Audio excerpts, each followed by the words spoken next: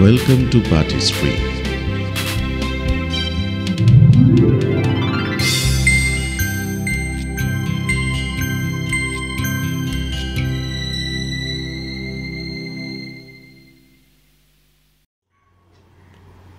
আজকে আমাদের আলোচ্য বিষয় ইউরোপের নগরায়ন। এখন প্রথমেই যেটা আমাদের কাছে গুরুত্বপূর্ণ সেটা হচ্ছে যে ইউরোপ এই যে ভৌগোলিক এলাকাটা, যদিও তখনও ইউরোপ এই কনসেপ্টটা ছিল না, কিন্তু আমরা যেটাকে ইউরোপ বলতে এখন বুঝি সেই এলাকাটা কিন্তু বিশাল। সুতরাং ইউরোপে নগরায়ন বলতে কিন্তু এই সমগ্র মহাদেশের যে নগরায়ন সেটাকে বোঝানো হয়ে থাকে। তার মানে শুরুতেই মাথায় রাখতে হবে যে এটা একটা খুব বিরাট বিস্তারিত আলোচ্য বিষয়, কিন্তু আমরা তো সেভাবে আলোচনা করতে পারবো না। আমাদের কিছুটা পরীক্ষার কথা মাথায় রাখতে হবে, কিছুটা সহজভাবে সংক্ষেপে আলোচনা করতে হবে। সেই জন্য প্রথমেই যেটা আমি বলতে চাইব সেটা হচ্ছে যে যেহেতু এটা একটা ভৌগোলিক দিক থেকে বিরাট এরিয়া, তাই বিভিন্ন স্থানের নগরায়নের বৈশিষ্ট্যও কিন্তু বিভিন্ন। যদিও আমরা আরবানাইজেশনের যে ইতিহাস পড়ি বা নগরায়নের যে ইতিহাস পড়ি, সেখানে অনেক ঐতিহাসিক আছেন নগরায়নের এই ইতিহাসকে কোনো একটা ডেভেলপমেন্ট বা একটা তত্ত্ব দিয়ে ব্যাখ্যা করতে যান। কেউ বলছেন যে দ্বাদশ শতাব্দীতে ইউরোপে যে বাণিজ্যের শ্রীবৃদ্ধি সেটাকে কেন্দ্র করেই নগরায়ন হয়েছিল। কিন্তু প্রশ্ন উঠতে পারে যে বাণিজ্যের শ্রীবৃদ্ধি কি সর্বত্রই হয়েছিল? কিন্তু যেখানে যেখানে নগরায়ন হয়েছিল প্রত্যেকটা নগরী কি বাণিজ্যের শ্রীবৃদ্ধির ফলে গড়ে উঠেছিল? তা তো সব ক্ষেত্রে নয়। তার মানে নগরায়ন হওয়ার পিছনেও কারণগুলো বিভিন্ন হতে পারে, সেটাকেও আমাদেরকে মাথায় রাখতে হবে। এবং সেটাকে মাথায় রেখে ইউরোপের বিভিন্ন স্থানে, যেমন পশ্চিম ইউরোপ, মধ্য ইউরোপ, ভূমধ্য সাগর সংলগ্ন যে ইউরোপ, বিশেষ করে ইতালি, বা উত্তর দিকের যে ইউরোপের অংশ, বিশেষ করে আল্পসের উত্তরের যে অংশ, প্রত্যেকটা জায়গাতেই নগরায়ন কিভাবে ঘটছে, কেন ঘটছে, কোথায় কোথায় ঘটছে, সেটারই একটা সংক্ষিপ্ত রূপরেখা আমরা আজকের এই আলোচনায় দেখব। সুতরাং আর দেরি না করে আমরা আমাদের মূল আলোচনায় প্রবেশ করছি। আজকের আলোচ্য বিষয় ইউরোপে নগরায়ন। মধ্যযুগে ইউরোপে নগরায়ন বলতে আমরা প্রধানত একাদশ দ্বাদশ শতাব্দীর নগরায়নকে বোঝাচ্ছি।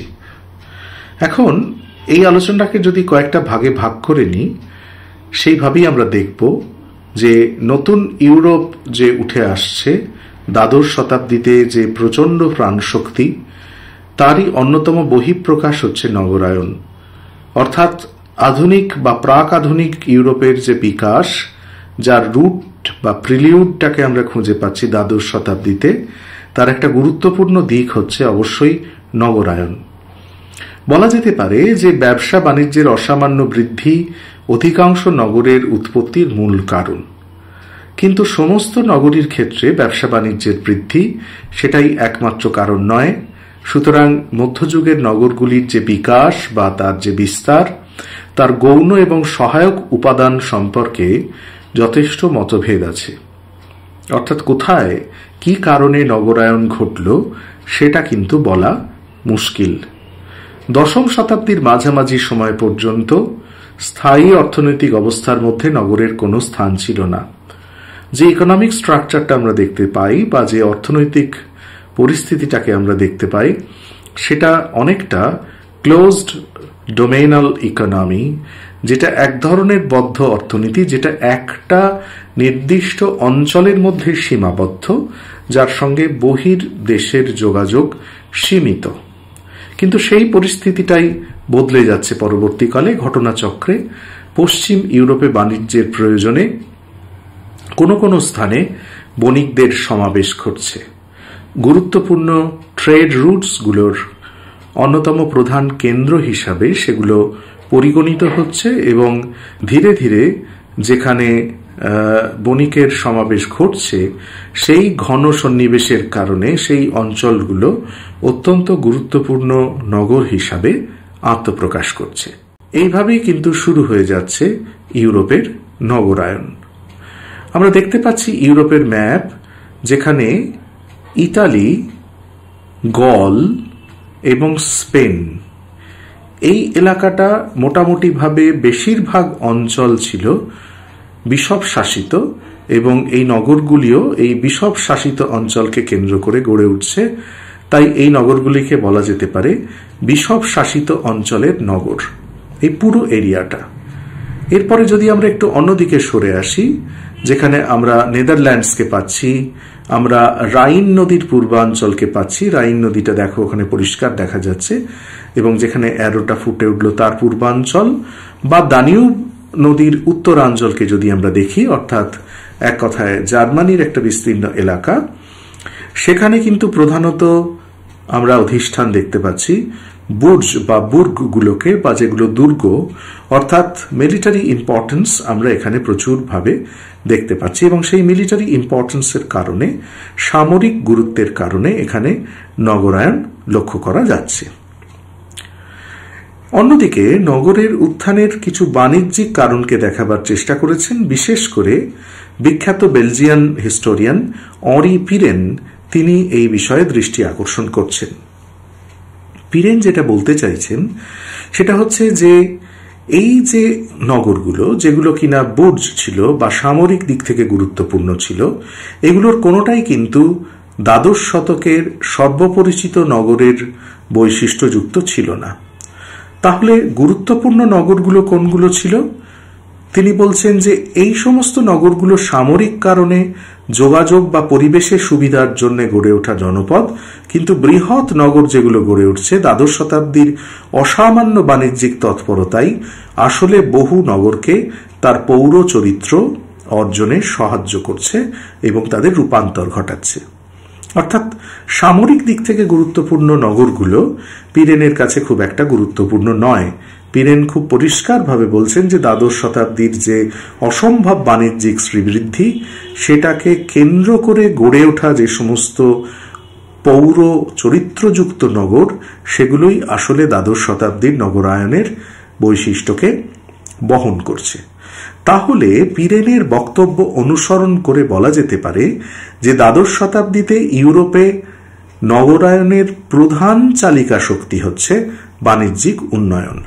পিরেন আরো কি বলছেন? তিনি বলছেন যে এরকমও মনে করা হয়ে থাকে সফল বাণিজ্যের কারণে বড়োর সংজ্ঞা বদলে যাচ্ছে, নগরগুলোর সংজ্ঞা বদলে যাচ্ছে, বা যেগুলো ছোট ছোট নগর সেগুলোরও সংজ্ঞা বদলে যাচ্ছে। সেগুলো আর দুর্গ নগরী থাকছে না, বুর্জ থাকছে না, সেগুলো থেকে হয়ে উঠছে বিশেষ আকার প্রাপ্ত নগর। অর্থাৎ একটা মিলিটারি ইম্পর্টেন্স থেকে একটা শিফট হচ্ছে, যে শিফটটা চলে আসছে কোথায় না, তার একটা ইকোনমিক ইম্পর্টেন্স বা বাণিজ্যিক গুরুত্বযুক্ত নগরে পরিণত হচ্ছে, এবং নাগরিকরাও সেখানে শুধু দুর্গ রক্ষক নয়, তারা পরিচিত হচ্ছে বুর্গেস, বুর্জোয়া বা বোর্গার বা বার্গার হিসেবে। এই যে নানা নাম, এগুলো কিন্তু পুরনো দুর্গ নগরী থেকেই এসেছে বলে পিরেন মনে করছেন। এবং পিরেনকে অনুসরণ করে আরেকজন প্রখ্যাত ঐতিহাসিক, যিনি কেমব্রিজ গোষ্ঠীর ঐতিহাসিক এইচ ফন ওয়ারব্রেক, তিনি মনে করছেন যে পিরেনের এই বক্তব্য যথার্থ। তাহলে বাণিজ্যিক কারণেই পুরাতন দুর্গনগরী এবং অন্যান্য শহরগুলো, এই বুর্জগুলোর সংখ্যা এবং তাদের বৈশিষ্ট্য বদলে নতুন নগরের উত্থান ঘটছে, বাণিজ্য তার পিছনে প্রধান চালিকা শক্তি। এই বক্তব্য পিরেন যেমন দিচ্ছেন, তিনি প্রথম উত্থাপন করছেন, তেমনি সেটাকে অ্যাকসেপ্ট করছেন ওয়ারব্রেক, তিনিও এটাকে গ্রহণ করছেন।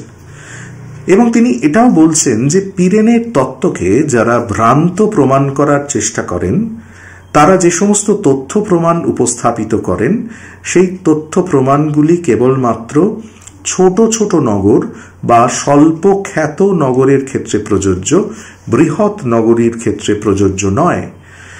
সুতরাং বৃহৎ নগর গড়ে ওঠার পিছনে যে প্রধানত বাণিজ্যিক কারণ অবস্থান করছে, এটা পিরেনও যেমন মনে করছেন, তেমনি ওয়ারব্রেকও কিন্তু মনে করছেন। এর পাশাপাশি নগরায়নের পিছনে অন্যান্য কারণগুলিকেও দেখানো হচ্ছে, এবং অনেকেই পিরেনের মতামতকে গ্রহণযোগ্য বলে মনে করেন না। তারা মনে করছেন যে রোমান আমলের নগরগুলির অবিচ্ছিন্ন অস্তিত্ব ছিল এবং এই রোমান আমলের নগরগুলির এই অবিচ্ছিন্ন অস্তিত্বই কিন্তু নগরায়নের প্রধান কারণ।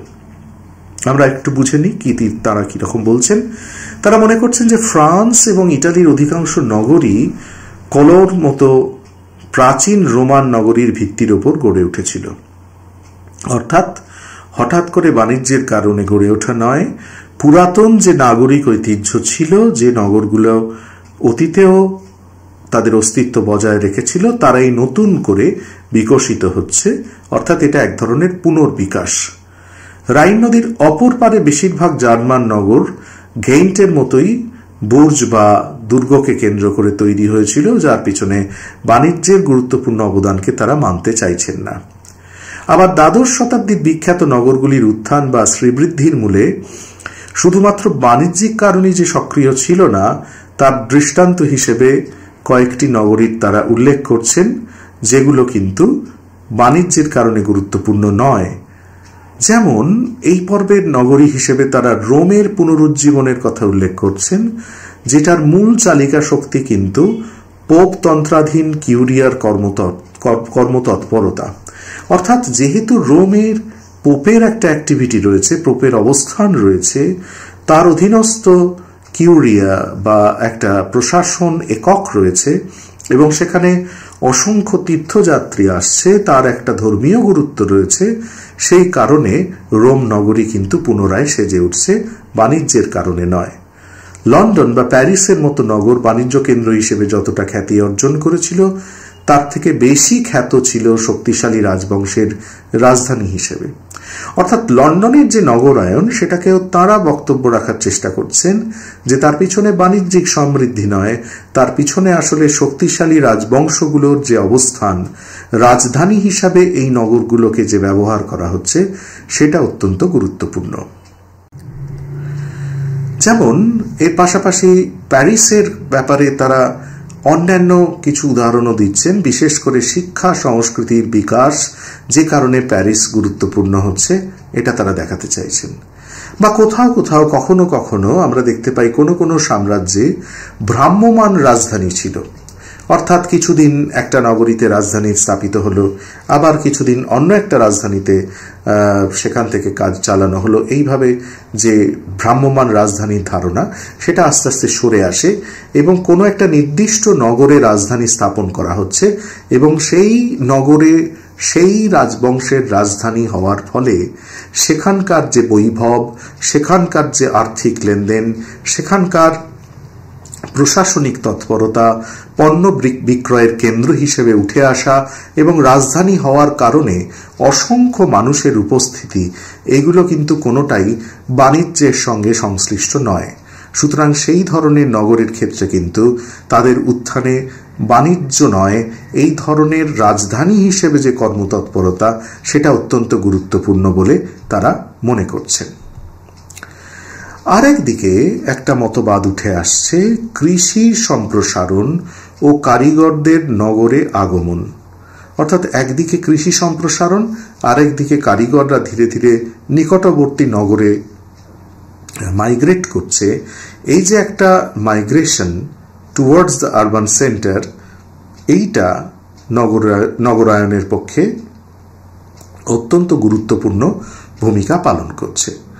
1100 খ্রিস্টাব্দের মধ্যে ইউরোপে আমরা কৃষির ব্যাপক প্রসার লক্ষ্য করতে পারছি এবং কৃষি উৎপাদনে অভাবনীয় বৃদ্ধির একটা কথা এটা অনেকেই উল্লেখ করছেন, যে দিকটার প্রতি পিরেন দৃষ্টি আকর্ষণ করেননি। এবং এই যে কৃষির উন্নতি, তার সঙ্গে সঙ্গে বিভিন্ন এলাকাতে জনস্ফীতি, অতিরিক্ত জনসংখ্যা বৃদ্ধি একটা গুরুত্বপূর্ণ পরিবর্তন নিয়ে আসছে। আমরা কি পাচ্ছি না, সেখানে যেহেতু প্রচুর মানুষ এবং কৃষি উৎপাদন যেহেতু বৃদ্ধি পেয়েছে, তাদের দৈনন্দিন জীবনের যে বেঁচে থাকা, সেটাও অত্যন্ত সহজ হয়েছে। তার ফলশ্রুতি হিসেবে বেশ কিছু উদ্বৃত্ত জনসংখ্যা আমরা পাচ্ছি, যারা নগরগুলির বিকাশের সহায়ক হচ্ছে। কারণ নগরের বিকাশের জন্য উদ্বৃত্ত জনসংখ্যা অত্যন্ত জরুরি, তার কারণ শ্রমিকের সরবরাহ অত্যন্ত জরুরি। সুতরাং নগরগুলির বিকাশের প্রত্যেকটার প্রারম্ভিক পর্বে নিকটবর্তী ক্ষেত খামার অত্যন্ত গুরুত্বপূর্ণ ভূমিকা পালন করেছে, কারণ নিকটবর্তী ক্ষেত খামার থেকে উদ্বৃত্ত জনসংখ্যার একটা অংশ, কোনো কোনো ক্ষেত্রে কারিগর, তারা প্রত্যেকেই কিন্তু নগরে এসে উপস্থিত হয়েছেন। ফলে নগরগুলির অধিকাংশই খাদ্যের ব্যাপারে স্বনির্ভর, অর্থাৎ নিকটবর্তী ক্ষেত খামারের উপরে তারা নির্ভরশীল, তাদের সঙ্গে তারা সংযুক্ত। সুতরাং তাদের খাদ্যের ব্যাপারে চিন্তা করতে হয়নি, কারণ তারা কিন্তু এখান থেকেই খাদ্য যোগান পেয়েছে, আবার শ্রমের যোগানও পেয়েছে। তাহলে নিকটবর্তী এরিয়াতে যদি কৃষির সম্প্রসারণ হয়, সেখানে যদি জনসংখ্যার বৃদ্ধি ঘটে, তাহলে একটা নগরের দুটো সুবিধে। একদিকে তারা কিন্তু সেখান থেকে ক্রমাগত খাদ্যের যোগান পাচ্ছে, যার ফলে তাদের কোনো খাদ্য সংকট হচ্ছে না। আরেকদিকে সেখান থেকে উদ্বৃত্ত জনসংখ্যা নগরে চলে আসছে, যার ফলে তাদের শ্রমের যোগান অব্যাহত থাকছে। এবং যাদের ম্যানুমিশন হতো, এই যে মুক্তিপ্রাপ্ত ভূমিদাস, ম্যানুমিশনের ফলে যে ভূমিদাসরা মুক্তি লাভ করত এবং কৃষিক্ষেত্রের অংশ থেকে বঞ্চিত বহু পরিবার, যাদের নিজস্ব জমি হয়তো নেই, তারা কিন্তু যথেষ্ট সংখ্যায় ব্যবসা বাণিজ্যে আত্মনিয়োগ করছে বা বিভিন্ন পণ্য, কৃষির বাইরে বিভিন্ন পণ্য উৎপাদনে তারা গুরুত্বপূর্ণ ভূমিকা পালন করছে। সুতরাং এই যে সোশ্যাল চেঞ্জ এবং কৃষি অর্থনীতিতে বঞ্চিত একদল মানুষ, তারা নগরে ভিড় করে নগরায়নকে সহজতর করছে। এবং সামন্ততন্ত্রের বিস্তারের সঙ্গে সঙ্গে আমরা দেখতে পাচ্ছি যে বিশাল বিশাল যে ভূসম্পত্তিগুলো, যেমন রোমান এম্পায়ারের মধ্যে যেগুলোকে ল্যাটিফন্ডিয়া বলা হতো, এই বিশাল বিশাল ভূসম্পত্তিগুলো ভেঙে যাচ্ছে। ছোট ছোট ভূস্বামীর অধীনে বিভিন্ন মানুষ বসবাস করছে এবং এই ছোট ছোট ভূস্বামীদের অধীনে বিভিন্ন ধরনের কারিগর তারা বসতি স্থাপন করেছিল একসময়। কিন্তু যত ভূসম্পত্তি ভেঙে যাবে, তত এই কারিগরদের ভরণ পোষণ করা বা তাদের প্রয়োজনীয় অর্থ প্রদান করা সমস্যা তৈরি হবে, যার ফলে এই কারিগরদের এক অংশ তারা কিন্তু নগরে চলে আসবে। এই ছিন্নমূল কারিগররা নিয়ারেস্ট যে সিটিগুলো রয়েছে, নিকটস্থ নগরগুলিতে আশ্রয় নিচ্ছে এবং সেখানকার উৎপাদন ব্যবস্থার গুরুত্বপূর্ণ অঙ্গে পরিণত হচ্ছে এবং এইভাবেও কিন্তু নগরায়ন সহজতর হচ্ছে। সুতরাং নানাভাবে নগরায়ন হচ্ছে, এটা আমরা দেখতে পাচ্ছি। এবং আর্থিক সংযোগের ফলে নগরের উত্থান ঘটছে কিভাবে, সেটা আমরা দেখে নিই। দ্বাদশ শতাব্দীর বহু পূর্ব থেকেই ইউরোপের উত্তরাঞ্চলে, ফ্রান্স ও জার্মানির উত্তর দিকে এবং ইংল্যান্ড, স্ক্যান্ডিনেভিয়া অঞ্চল, যেগুলো আমরা ম্যাপে একটু দেখে নিই, সেই সমস্ত এলাকায় জনবসতি ক্রমবর্ধমান হচ্ছে। কোথায় কোথায় আমরা দেখতে পাচ্ছি না, ইউরোপের উত্তরাঞ্চলে ফ্রান্সের উত্তরাঞ্চল এবং জার্মানি এবং তার পাশাপাশি ইংল্যান্ড এবং স্ক্যান্ডিনেভিয়া, এই যে এলাকাগুলো, সেখানে জনবসতি ক্রমবর্ধমান হচ্ছে, যার ফলে ভূমধ্যসাগরীয় বাণিজ্যে যে সমস্ত পণ্য আসত বা প্রাচ্য থেকে যে সমস্ত পণ্য ভূমধ্যসাগরের মধ্যে দিয়ে ইউরোপে ঢুকত, এই অঞ্চলের জনসংখ্যা বৃদ্ধির ফলে এই ধরনের পণ্যের চাহিদা খুব স্বাভাবিকভাবেই বৃদ্ধি পাবে এবং ইউরোপের উত্তর ও দক্ষিণ প্রান্তের এই চাহিদা ও সরবরাহ সহজতর করার জন্য মধ্যবর্তী বহু অঞ্চলে বাণিজ্য কেন্দ্র গড়ে উঠবে এবং সেরকমই একটি উদাহরণ হচ্ছে ফ্ল্যান্ডার্স অঞ্চলের বস্ত্রশিল্প। এইভাবে এই ধরনের আর্থিক সংযোগকে কেন্দ্র করে কিন্তু একটা বাণিজ্য ব্যবস্থা গড়ে উঠছে, যেটা পিরেনের তত্ত্বের অনেকটা কাজ ঘেঁষে যায় এবং কিছু কিছু অঞ্চলে নগরায়ন সম্ভব হচ্ছে। এর পাশাপাশি আমরা যদি স্পেসিফিক্যালি ইটালির নগরায়নের দিকে তাকাই, দ্বাদশ শতাব্দীর মধ্যেই বাণিজ্য ও শিল্প উৎপাদন আর ভূমধ্যসাগরীয় অঞ্চলে সীমাবদ্ধ কিন্তু নেই, সেটা ছড়িয়ে পড়ছে নানা স্থানে। বিশেষ করে ভেনিসের সঙ্গে কনস্ট্যান্টিনোপলের বাণিজ্য ছাড়াও 1000 খ্রিস্টাব্দের পরবর্তীকালে আমরা দেখতে পাচ্ছি প্রাচ্যের মুসলমান রাজ্যগুলির পারস্পরিক যুদ্ধবিগ্রহের কারণে দুর্বলতার সুযোগে কিছু কিছু নগর অত্যন্ত গুরুত্বপূর্ণ হয়ে উঠছে, যার মধ্যে প্রধান হচ্ছে ভেনিস এবং তার সঙ্গে সঙ্গে পিসা। এই নগরগুলো ছাড়াও ইটালিতে বেশ কিছু নগর ইটালীয় বণিকদের অসামান্য সাফল্য এনে দিচ্ছে এবং এই সময় থেকেই ইটালির যে বাণিজ্য পরিবারগুলো তাদের উত্থান ঘটছে এবং এই সাফল্য কিন্তু ইটালিতে ভীষণভাবে নগরায়নের পথকে প্রশস্ত করছে। তার মানে ইটালিয়ান যে নগরায়ন তার প্রধান কারণ হচ্ছে প্রাচ্যের মুসলমান রাজ্যগুলির পারস্পরিক যুদ্ধবিগ্রহ এবং সেই যুদ্ধবিগ্রহের কারণে এই বাণিজ্যিক অ্যাক্টিভিটিগুলো চলে আসছে ইতালীয় বণিকদের দখলে।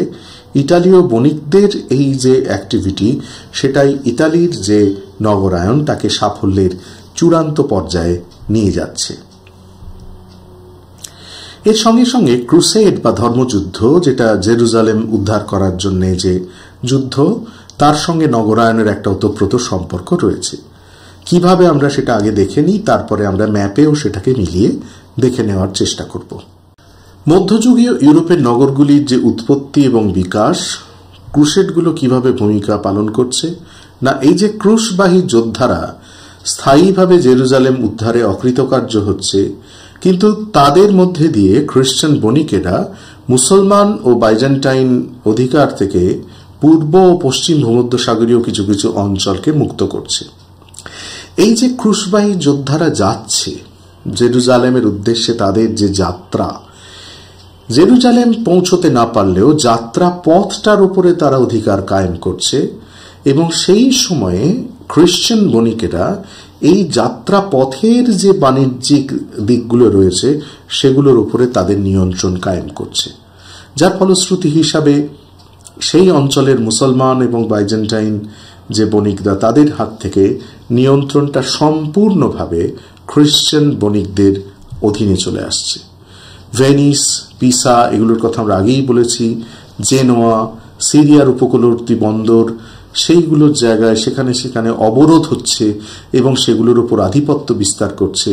এবং এছাড়াও অ্যামালফি, মার্সেই, বার্সিলোনা, এইগুলো প্রাচ্য দেশগুলির সঙ্গে বাণিজ্য করছে, বা বসফরাস, ব্ল্যাক সি বা কৃষ্ণ সাগরীয় অঞ্চল, সেই সমস্ত অঞ্চলে অসাধারণ বিস্তার লাভ করছে বাণিজ্য, যেটার উপলক্ষ্য হচ্ছে ক্রুসেড।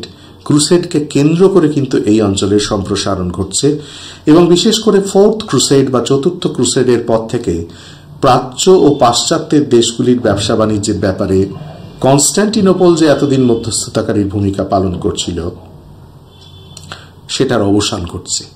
একটা নতুন ট্রেড রুট যেখানে খ্রিস্টান বণিকরা অত্যন্ত গুরুত্বপূর্ণ ভূমিকা পালন করছে। আমরা ম্যাপে একটু দেখে নিই, তোমরা তাকালেই দেখতে পাবে আমাদের একটু বাম দিক চেপে ইটালির উত্তরাংশে পিসার মতো বাণিজ্য কেন্দ্র রয়েছে এবং যে ইয়েলো রাস্তাগুলো তোমরা দেখছো, সমুদ্র পথগুলো দেখছো, তার মধ্যে একটাই মাত্র পথ যেটা আমার এই কার্সারটা যেখানে ব্লিঙ্ক করছে, নড়াচড়া করছে, সেটা কনস্ট্যান্টিনোপল। এই যে বাণিজ্য পথটা, এটা একটাই রাস্তা, কিন্তু অনেকগুলো বাণিজ্য পথ ইতালি নগরগুলোকে কানেক্ট করছে এবং সেটা পৌঁছে যাচ্ছে বিশেষ করে পূর্ব ভূমধ্যসাগরীয় তীরবর্তী অঞ্চলগুলোর বিভিন্ন বন্দর শহরগুলোর সঙ্গে সংযুক্ত করছে নিজেদের।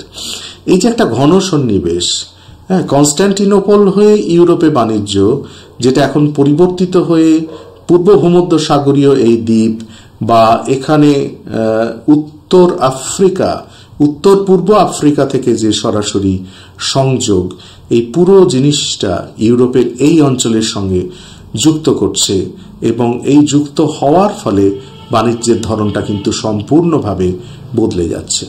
আশা করি আমি বোঝাতে পেরেছি। এবং এই অঞ্চলগুলোর সঙ্গে সংযোগ কিন্তু সম্ভব হয়েছিল ক্রুসেডের মধ্যে দিয়ে। সুতরাং বাণিজ্যিক শ্রীবৃদ্ধির পিছনে ক্রুসেডের একটা গুরুত্বপূর্ণ ভূমিকা ছিল, সে ব্যাপারে সংশয় কোনো অবকাশ নেই। আল্পসের উত্তরে নগরায়ন সম্পর্কে আলোচনা করেছেন ফ্রেভিটে অর্টন। তিনি আল্পসের উত্তরের অঞ্চলটিকে 4টি সুস্পষ্ট ভাগে ভাগ করে ওই অঞ্চলের নগরায়নের উৎপত্তির ব্যাখ্যা করেছেন এবং সেখানে নানা কারণে তিনি উৎপাদনগুলোকে দেখেছেন এবং তার ফলশ্রুতি হিসাবে নগরায়নকে ব্যাখ্যা করেছেন। বিশেষ করে আরেকটা জায়গায় আমরা পাচ্ছি ফ্রান্সের লংডক অঞ্চল, সেখানে সামন্ততন্ত্রের ভিত্তি দুর্বল থাকার কারণে পৌর শাসনের বিকাশ সহজ হচ্ছে এগুলো ছোট ছোট নগর কেন্দ্রিক একটা প্রশাসন, পৌর প্রশাসন আমরা এখানে দেখতে পাচ্ছি, যেহেতু সেখানে সামন্ততান্ত্রিক নিয়ন্ত্রণ তুলনায় কম। সপার বিখ্যাত মেলা এবং ভূমধ্যসাগরীয় অঞ্চলের বাণিজ্যের প্রসারের ফলে এখানকার নগর সমৃদ্ধ হচ্ছে এবং তার পাশাপাশি জার্মানিতে রাইনের দুই তীরে প্রধানত বিশপ শাসিত অঞ্চলে ইহুদি বণিকদের সহায়তায় জনপদগুলি বাণিজ্যে অংশ নিতে শুরু করছে। তাহলে এক একটা জায়গা, আলপসের উত্তরে একরকম, ফ্রান্সে একরকম, সফাতে একরকম, এইভাবে নগরায়ন কিন্তু আমরা নানা স্থানে দেখতে পাচ্ছি। কৃষি উৎপাদন ও নগরায়ন। জর্জ ডুবি বলে একজন প্রখ্যাত ঐতিহাসিক, তিনি কিছু তথ্য ও পরিসংখ্যান দেওয়ার চেষ্টা করেছেন এবং তার উপর নির্ভর করে আরেকজন প্রখ্যাত ঐতিহাসিক পেরি অ্যান্ডারসন কৃষি উৎপাদন বৃদ্ধির পরিপ্রেক্ষিতে গ্রামীণ অর্থনৈতিক বিকাশের থেকে নগরগুলিকে বিচ্ছিন্ন করতে রাজি নন। তারা বলছেন যে এই যে কৃষি উৎপাদন বৃদ্ধি, পেরি অ্যান্ডারসন যেটা বলতে চাইছেন যে দ্বাদশ শতাব্দীতে সামন্ত প্রভুরাই নগরগুলির শ্রীবৃদ্ধিতে সহায়তা করেছিলেন। তারা কি করছিলেন না, তারা সমৃদ্ধ বাজারগুলোর উপরে তাদের নিয়ন্ত্রণ বজায় রাখতে চাইছেন এবং তারাই যেহেতু প্রশাসনিক হর্তাকর্তা, তার ফলে তাদের ক্রয় ক্ষমতা বাড়ছে এবং নানা পণ্যের চাহিদাও বাড়ছে। ত্রয়োদশ শতাব্দী থেকে যে মূল্যবৃদ্ধি লক্ষ্য করতে পারছি, সেখানে সামন্ত প্রভুদের ক্রয় ক্ষমতা বাড়ছে, কৃষকরাও উৎপাদক হিসেবে ভালো দাম পাচ্ছেন এবং তাদেরও ক্রয় ক্ষমতা বাড়ছে। তার ফলশ্রুতি হিসেবে নানা পণ্যের চাহিদা কিন্তু বেড়ে যাচ্ছে এবং তার ফলশ্রুতি হিসেবে বাণিজ্য বাড়ছে। এবং এই যে পণ্যের চাহিদা বৃদ্ধি, এর পিছনে প্রধান কারণ, যেটা জর্জ ডুবির পরিসংখ্যানের উপর ভিত্তি করে অ্যান্ডারসন দেখাচ্ছেন, এই প্রধান কারণই কিন্তু হচ্ছে কৃষির সমৃদ্ধি। অর্থাৎ কৃষির সমৃদ্ধি যে ক্রয় ক্ষমতা তৈরি করছে, সেই ক্রয় ক্ষমতাকে কেন্দ্র করে বাণিজ্যের শ্রীবৃদ্ধি এবং তার ফলশ্রুতি হিসেবে নগরায়ন হচ্ছে। এবং কখনো কখনো সামন্ত প্রভুরা তাদের ভূসম্পত্তির মধ্যে নগর প্রতিষ্ঠায় আগ্রহী ছিলেন। কেন না, তারা তাদের ফেসিলিটির মধ্যে, তাদের নিয়ন্ত্রণের মধ্যে নগরগুলোকে রাখতে পারবে এবং সেখানে বাজার বসিয়ে সেখান থেকে কিছু কিছু পণ্য ক্রয় করতে পারবে, যেটা তাদের নিয়ন্ত্রণের মধ্যে থাকবে এবং সেখান থেকে তারা রাজস্ব আদায় করতে পারবে। এর পাশাপাশি ইতালির নগরগুলির উন্নতির পিছনে কাজ করেছিল আরও তিনটে উপাদান, যেমন শিল্পোৎপাদন, বৈদেশিক বাণিজ্য এবং তার সঙ্গে সঙ্গে অত্যন্ত গুরুত্বপূর্ণ একটা দিক, সেটা হচ্ছে ব্যাংকিং ব্যবস্থা। আমরা আরও একটু পরে, মোটামুটি 14-15 সেঞ্চুরি থেকে খুব অর্গানাইজড একটা ব্যাংকিং সিস্টেম ইউরোপে দেখতে পাবো, যেটা ইতালিতে শুরু হয়েছিল সেটা সমগ্র ইউরোপে ছড়িয়ে পড়বে। এবং এই ব্যাংকগুলো কিন্তু বাণিজ্যের ক্ষেত্রে অত্যন্ত গুরুত্বপূর্ণ দুটো ভূমিকা পালন করবে। একটা হচ্ছে ক্যাপিটাল ইনভেস্টমেন্টের ক্ষেত্রে তারা বলা যেতে পারে ক্যাপিটাল সাপ্লায়ারের ভূমিকা নেবে, আরেকটা তারা ফরেন এক্সচেঞ্জের দায়িত্ব পালন করবে, ব্যাংকার হিসেবে গুরুত্বপূর্ণ দায়িত্ব পালন করবে। এবং আরো কিছুটা পরে, এখান থেকে তখনও অনেকটা দেরি রয়েছে, তাদেরকে আমরা ইন্স্যুরেন্সের দায়িত্ব পালন করতে দেখব। অর্থাৎ এই যে একটা বিভিন্ন দায়িত্ব পালন করা, এর মধ্যে দিয়ে ব্যাংকগুলোর কিন্তু একটা শ্রীবৃদ্ধি ঘটবে। সুতরাং আমরা বলতে পারি যে ইউরোপের নানা স্থানে নানা সময়ে যে নগরগুলো গড়ে উঠেছিল, বিশেষ করে দ্বাদশ শতাব্দীর সমৃদ্ধির সময়কালকে কেন্দ্র করে, তার কোনোটা কৃষি উৎপাদন, কোনোটা শিল্প বৃদ্ধি, কোনোটা বাণিজ্যিক শ্রীবৃদ্ধি, কোনোটা প্রশাসনিক কারণ, কোনোটা সামন্ত প্রভুদের উৎসাহের কারণ, আবার কখনো কখনো ক্রুসেডের ফলে নতুন বাণিজ্য পথের অনুসন্ধানের কারণ। এই সমস্ত নানা কারণে এবং তার পূর্বে যেগুলোকে আমরা দেখেছি, সামরিক কারণে গুরুত্বপূর্ণ নগর গড়ে উঠেছে, প্রশাসনিক কারণে নগরগুলো গড়ে উঠেছে। সুতরাং দ্বাদশ শতাব্দীর ইউরোপের নগরায়নের কাহিনী কোনো একমুখী কাহিনী নয়। এখানে আমরা বিভিন্ন নগরের উৎপত্তির কাহিনী বিভিন্নভাবে দেখতে পাই। প্রত্যেকটা নগরের উত্থানের কাহিনীর সঙ্গেই হয়তো আলাদা আলাদা গল্প জড়িয়ে আছে, যেটা আমাদেরকে মাথায় রাখতে হবে। সুতরাং দ্বাদশ শতাব্দীর নগরায়ন বা মধ্যযুগে ইউরোপের নগরায়ন সম্পর্কে আলোচনা আজকে আমরা এখানেই শেষ করছি। তোমরা অবশ্যই ভিডিওতে লাইক দেবে এবং আমাদের চ্যানেলটা সাবস্ক্রাইব করবে। আর তোমাদের কোনো অসুবিধে হলে অবশ্যই আমাকে যোগাযোগ করবে ইমেলের মাধ্যমে। আমি চেষ্টা করব তোমাদেরকে যথাসাধ্য সাহায্য করার। আজকে আমাদের আলোচনা এই পর্যন্ত।